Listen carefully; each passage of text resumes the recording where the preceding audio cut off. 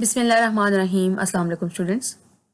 आज के लेक्चर में हम वायरस की कैरेक्टरिस्टिक्स और स्ट्रक्चर को डिस्कस करेंगे।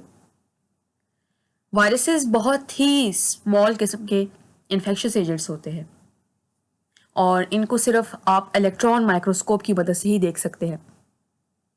इनका जो साइज़ होता है वो आपको 250 नैनोमीटर से लेकर 20 नैनोमीटर तक भी मिल सकता है। 250 नैनोमीटर अगर बात की जाए तो आपके पास पॉक्स वायरसेस होते हैं और 20 नैनोमीटर की अगर बात की जाए तो वो मोस्टली पैरवो वायरसेस होते हैं। यानी कि वायरसेस के अंदर भी आपको साइजेस मिलेंगे कि वायरस आपको किसी एक साइज का नहीं मिलेगा, इसमें भी रेंजेस होती है। जैसे हम यहाँ पर आप देख सकते हैं हेपेटाइटिस ए वायरस जो है 30 नैनोमीटर है, बी 42 नैनोमीटर है और इसी तरीके से आप देख सकते हो एडिनो वायरसेस 70 टू 90 नैनोमीटर तक भी हो सकते हैं और HIV जो है 100 नैनोमीटर तक होगा। तो आपके पास जो वायरसेस है रिलेटिवली जो इनका साइज होता है वो अगर हम कंपेयर करें तो ये बैक्टीरिया के साइज से 1000 से लेके 1000 टाइप्स तक छोटे हो सकते हैं। अगर आपके पास सबसे बड़ा वायरस है उसको कंसिडर करें तो वो तकरीबन 10 टाइप्स छोटा फिर भी होगा। सबसे बड़े तरीन वायरस भी 10 गुना बैक्टीरिया से छोटा होगा, जबकि छोटे जो है वो 1000 तक भी छोटे हो सकते हैं। यहाँ पर इस चार्ट पे आप देख सकते हैं कि आपको डिफरेंट चीज़ों के साइजेस दिखाए हुए हैं।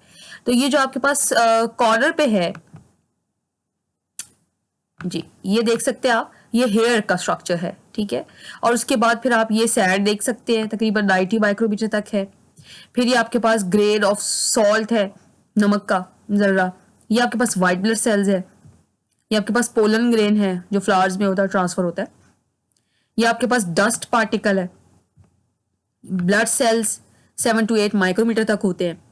रिस्पायरेटरी ड्रॉपलेट्स जिसकी वजह से आजकल आपको पता है कोविड और कोरोना फैल रहा है, ये 5 to 10 माइक्रोमीटर तक होते हैं। और आपके पास जो स्मॉलेस्ट डस्ट पार्टिकल्स होते हैं वो भी होते हैं, लार्जेस्ट भी आपने देखे ऊपर, स्मॉलेस्ट भी 2.5 माइक्रोमीटर तक। और बैक्टीरिया 1 से 3 माइक्रोमीटर तक होते हैं। तो बाकी आप ये देख लीजिए, यहाँ पर ये स्मोक का आपके पास पार्टिकल है और ये यहाँ से लेके नीचे तक ये सारे के सारे वायरसेस हैं, जिसमें आपको corona virus, T4 bacteriophages, Zika virus वगैरह वगैरह दिखाई दे रहे हैं। तो इनका साइज सबसे छोटा है, बहुत ज़्यादा ये छोटे होते हैं। इस चार्ट से आपको अंदाज़ा हो सकता है कि रिलेटिव जो साइज है वायरसेस का वो कितना छोटा है। यही वजह है कि वायरसेस जो है आपके पास फिल्टर के जो फिल्टर पेपर होता है, उसके जो सुराख होते हैं, उसके जो पोर्स होते हैं, उसमें से भी आराम से गुजर सकता है, लेकिन बैक्टीरिया उसमें से गुजर नहीं सकता। अच्छा जी, ये तो कुछ साइज के हवाले से हो गया। अब आप देख सकते हैं कि वायरस जो आपके पास होता है वो आप किसी भी आर्टिफिशियल मीडिया के ऊपर ग्रो नहीं करा सकते, जबकि बैक्टीरिया वगैरह को आप किसी भी लैब में आर्टिफिशियल मीडिया के ऊपर ग्रो करवा सकते हैं। तो फिर वायरस को कैसे कल्टीवेट किया जाता है, कैसे ग्रो करवाया जाता है?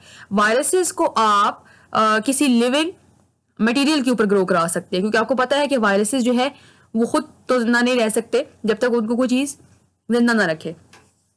उनको कोई सेल चाहिए अपने आप को रिप्रोड्यूस करने के लिए, अपनी जनरेशन आगे बढ़ाने के लिए, और यानी बायोसिंथेटिक मशीनरी चाहिए उनको बेसिकली। तो आपके पास जिस तरह इस फिगर में दिखाया जा रहा है, एग्स के अंदर भी हम इंजेक्ट करते हैं वायरसेस को, और एनिमल वायरसेस मोस्टली उनको हम डिफरेंट पार्ट्स में इंजेक्ट कर सकते हैं। यहाँ पे आप देख सकते हैं इंजेक्शन योग सैग में भी लगाया जा सकता है और डिफरेंट जगहों पे ये इनोकुलेशन हो रही है वायरसेस की, और उसके बाद फिर इसको ग्रो करवाया जाता है लैब में, तो वायरसेस आपको मिल जाते हैं, यानी कि ग्रो कर जाएंगे। तो आप कल्चर वायरस को ऐसे करते हैं लैब के अंदर। इसी तरीके से प्लांट सेल लाइंस भी के ऊपर भी ग्रो करवाया जाता है। प्लांट सेल आप इसी कल्चर पे ग्रो करवा रहे हैं। इस तरीके से बैक्टीरियोफेजेस जो है उसके ऊपर बैक्टीरियोफेज जो है बैक्टीरिया के ऊपर ग्रो करेंगे, ठीक है। तो ये डिफरेंट आपके पास स्ट्रैटेजीज है जो कि आप वायरसेस को इस्तेमाल ग्रो कराने के लिए इस्तेमाल करते हैं। तो जनरली आर्टिफिशियल मीडिया पे ये ग्रो नहीं करेंगे, बल्कि किसी लिविंग सेल के ऊपर ये ग्रो करेंगे। अब आपके पास इट मीन्स के वायरसेस जो हैं उनको ग्रो करने के लिए, उनको आगे रेप्लिकेट करने के लिए क्या चीज़ चाहिए है, उनको कोई ना कोई सेल चाहिए। वो एनिमल सेल भी हो सकता है, एनिमल वायरसेस हो जाएंगे। प्लांट सेल होगा तो उसके ऊपर प्लांट वायरसेस होंगे, और अगर आपके पास बैक्टीरिया है तो वो कौन से वायरसेस होंगे, बैक्टीरियोफेजेस होंगे। और ये कैसे जिंदा रहते हैं, ये उस सेल के अंदर जाकर अपनी कॉपीज बनाते हैं, रेप्लिकेट करते हैं, और नतीजा क्या होता है कि जो सेल जो है वो बर्स्ट हो जाएगा या बीमारी पैदा हो जाएगी, डिजीज पैदा हो जाएगी। अब होता क्या है आपके पास कि ये जो वायरसेस हैं जब तक अंदर एंटर नहीं होंगे तब तक ये साइकिल नहीं चलेगा, ठीक है, वो अपने रिप्रोडक्शन नहीं कर सकेंगे। तो इट मीन्स के ये हैं तो पैरासाइट, ये तो कंफर्म है, इनको होस्ट चाहिए, होस्ट को नुकसान पहुंचाते हैं, बट ये उसके ऊपर रहते हैं या उसके अंदर, तो अंदर रहते हैं। और ऑब्लिगेट का मतलब क्या है, आपके पास these are obligate intracellular parasites, यानी कंफर्म इनको जिंदा रहने के लिए सेल के अंदर ही जाना पड़ेगा। तो these are obligate intracellular parasites. अब सवाल ये पैदा होता है कि आपके पास वायरसेस को इंट्रासेलुलर पैरासाइट या ऑब्लिगेट इंट्रासेलुलर पैरासाइट क्यों कहा जाता है? ये क्या, ऐसा क्या होता है कि ये उसके अंदर ही रहते हैं, उसके बाहर नहीं रह सकते? क्योंकि आपके पास जो सेल्स होते हैं उनके अंदर अल्लाह ताला ने मशीनरी दी हुई है उनको, जो कि अपना वो जिंदगी का सिस्टम चलाने के लिए इस्तेमाल करते हैं। जैसे कि यहाँ पे आप उनको फिगर में देख सकते हैं, साइटोप्लाज्म होता है, उसके पास राइबोसोम्स होते हैं जो प्रोटीन फैक्ट्रीज हैं, इसके अलावा एंडोप्लाज्मिक रेटिकुलम होता है, गोल्जी कॉम्प्लेक्स होता है, माइटोकॉन्ड्रिया होता है। ये डिफरेंट जो आपके पास ऑर्गेनेलीज है, ये उसका एक जिंदगी का तसलसल बरकरार रखने के लिए जरूरी है, जो कि वायरस के पास नहीं है। तो वायरस अटैक करेगा इन सेल्स को और इन सेल्स के जो मशीनरी होगी उसको यूटिलाइज कर लेगा for its reproduction, its own reproduction, अपने फायदे के लिए इस्तेमाल कर लेगा। दैट इज वाई आपके पास ये ऑब्लिगेट इंट्रासेलुलर पैरासाइट्स है। तो बेसिकली आपके पास जो वायरसेस होते हैं वो डिपेंडेंट होते हैं अपने तमाम कामों के लिए किसके ऊपर? अपने होस्ट के ऊपर। अच्छा जी, अब जो रिप्रोडक्शन होती है आपके पास होस्ट के अंदर वायरसेस की, उसके नतीजे में क्या होगा? उसके नतीजे में बेचारा होस्ट बीमार हो जाएगा और डिजीज कॉज हो जाएगी। और आपके पास एक और इम्पॉर्टेंट कैरेक्टरिस्टिक क्या है वायरसेस का, कि इसके ऊपर कोई भी एंटीबायोटिक असर नहीं करती। पेनिसिलिन, सेप्टोमाइसिन वगैरह वगैरह जितनी भी आपके पास ब्रॉड रेंज की अवेलेबल हैं एंटीबायोटिक्स, वो इसके ऊपर असर नहीं करती हैं। ठीक है, तो इसी वजह से अगर किसी को वायरल डिजीज वगैरह हो जाती है तो कोई फायदा नहीं होगा कि वो बंदा जो है ना एंटीबायोटिक्स लेना शुरू कर दे, उसको कोई भी फायदा नहीं होगा। अब हम वायरस का स्ट्रक्चर डिस्कस करेंगे। आपके पास जो वायरस है बुनियादी तौर पर एक कंप्लीट मैच्योर और इन्फेक्शियस पार्टिकल जो है, यानी कि एक मुकम्मल और जो मैच्योर है और वो आपके पास इन्फेक्शन भी कॉज कर सकता है, वो पार्टिकल क्या कहलाएगा? उसको हम विरियन कहेंगे। विरियन जो है आपके पास बेसिकली ये कंपोज होता है, इसके अंदर आपको क्या कुछ मिलेगा? इसके अंदर आपको डीएनए मिलेगा, या यानी कि कोई भी न्यूक्लिक एसिड मिलेगा, वो आरएनए भी हो सकता है, वो डीएनए भी हो सकता है, और साथ में आपको उसका एक प्रोटीन कोट मिलेगा जिसको हम क्या बोलते हैं? कैप्सिड। अब ये जो कैप्सिड होता है ये किसका बना हुआ होता है? इस कैप्सिड के अंदर क्या होता है? ये प्रोटीन का बना हुआ होता है। और कैप्सिड के अंदर आपको डिफरेंट छोटे छोटे यूनिट्स दिखाई दे रहे हैं यहाँ पर, ये आप देखिए बॉल लाइक स्ट्रक्चर्स हैं डिफरेंट। तो ये जो आपके पास यूनिट्स हैं इनको हम कहते हैं कैप्सोमियर्स। ठीक है, तो ये कैप्सोमर्स या कैप्सोमियर्स जो होते हैं, दीज आर प्रोटीन यूनिट्स जो कि इकट्ठे जुड़ते हैं और ये उसका कोट बना देते हैं, और इस कोट के अंदर आपके पास कोई भी न्यूक्लिक एसिड मौजूद होता है। अब आपके पास अगर देखा जाए तो जो कैप्सिड है वो किसी भी वायरस को एक प्रॉपर शेप देता है। अगर आपके पास कैप्सिड मौजूद नहीं है तो वायरस की प्रॉपर शेप नहीं होगी। तो अरेंजमेंट जो है आपके पास कैप्सोमियर्स की, वो कैप्सिड बनाती है और कैप्सिड जो है प्रॉपर शेप देता है आपके पास विरियन को या वायरस पार्टिकल को। डिफरेंट तरह की शेप्स हो सकती हैं, या आपके पास आइकोसाहेड्रल हो सकता है, हेलिकल हो सकता है। अब यहाँ पर भी आप देख सकते हैं कि इसके बाहर जो है ना ग्रीन कलर का, आपको वैसे कलर नहीं है यहाँ पर, इसको शो करने के लिए, आपको दिखाने के लिए, और आपको ये दिखाया जा रहा है ये कैप्सिड है, इसके अंदर ये देख सकते हैं आप। और इसके अंदर क्या है? Nucleic acid. सेम आपके पास जो टेल वायरस है इसके अंदर भी आप देख सकते हैं न्यूक्लिक एसिड है, और ये आपके पास उसका कैप्सिड है। ठीक है, इसमें आपको टेल भी मिलेगी इसकी और टेल फाइबर भी मिलेंगे। ये इंशाल्लाह जब बैक्टीरियोफेज पढ़ाऊंगी तो उसके अंदर आप ज़्यादा डिटेल में देखेंगे, क्योंकि इसका लाइफ साइकिल भी हमने डिस्कस करना है। तो आपके पास जो बुनियादी तौर पर कैप्सोमर्स होते हैं उनका नंबर फिक्स होता है। ठीक है, डिफरेंट होता है, एक दूसरे से फिक्स होता है, और ये कैरेक्टरिस्टिक होता है उस वायरस का, कि अगर आपके पास सपोज जैसे कि आप यहाँ पे देख सकते हो कि यहाँ पर डिफरेंट नंबर शो किए हुए हैं कि ये अरेंज होते हैं एक दूसरे के साथ, और यहाँ पर ये प्रोटीन सब यूनिट जो है ना कैप्सोमर्स है। तो ये डिफरेंट तरह के वायरसेस का कैरेक्टरिस्टिक है कि उसके अंदर डिफरेंट नंबर ऑफ मौजूद होंगे कैप्सोमर्स, और फिक्स होता है उसके लिए। लाइक आपके पास यहाँ पर अभी आपको एडिनो वायरस दिखाई दे रहा है आपकी स्क्रीन पर। एडिनो वायरस के अंदर आपके पास जो नंबर है वो कितना है? 252 जो है ना आपके पास उसके अंदर कैप्सोमर्स मौजूद होंगे उसके कैप्सिड के अंदर। यानी कि अगर आपसे कोई एग्जाम में पूछता है कि एडिनो वायरस के कैप्सिड में कितने कैप्सोमर्स प्रेजेंट हैं, तो आपको ये याद रखना होगा 252। 2। ऐसे ही आपके पास ये आपको दिखाई दे रहा है हर्पीज वायरस। हर्पीज वायरस के कैप्सोमर्स कितने होते हैं? 162। हर्पी वायरस के अंदर 162 आपके पास कैप्सोमर्स प्रेजेंट होते हैं। तो यानी कि ये इसका कैरेक्टरिस्टिक है आपके पास, जो कि आपको फिक्स मिलेगा उस वायरस के अंदर। अब आपके पास जो कुछ एनिमल वायरसेस होते हैं, यानी इनको हम न्यूक्लियोकैप्सिड्स कहते हैं, क्योंकि आपको पता है कि इसको न्यूक्लियोकैप्सिड क्यों कहा जाता है, क्योंकि इसके अंदर न्यूक्लिक एसिड और बाहर इसका कैप्सिड मौजूद है। तो हम वायरसेस को न्यूक्लियोकैप्सिड्स भी कहते हैं। उनके अंदर क्या है, उसको कवर किया हुआ है एक ख़ास तरह की मेम्ब्रेन ने, जिसको हम कहते हैं, अब ये वायरस जो है वो कौन सा वायरस कहलाता है? वो इन्वेलप वायरस बन गया है। ठीक है, तो आपके पास नेकेड वायरसेस भी होते हैं और इन्वेलप वायरसेस भी होते हैं। यहाँ पर इस फिगर में आप देख सकते हैं कि ये आपको नेकेड वायरस दिखाया हुआ है सिंपल। ये आपके पास न्यूक्लियोकैप्सिड है, यानी इसके अंदर आपके पास न्यूक्लिक एसिड मिलेगा और साथ में कैप्सिड मिलेगा, जबकि इसके अंदर आउटर मोस्ट आपको मेम्ब्रेन नुमा एक इन्वेलप भी दिखाई दे रहा है, जिसने इसको पूरे का पूरा कवर किया हुआ है। ये आप देख सकते हैं।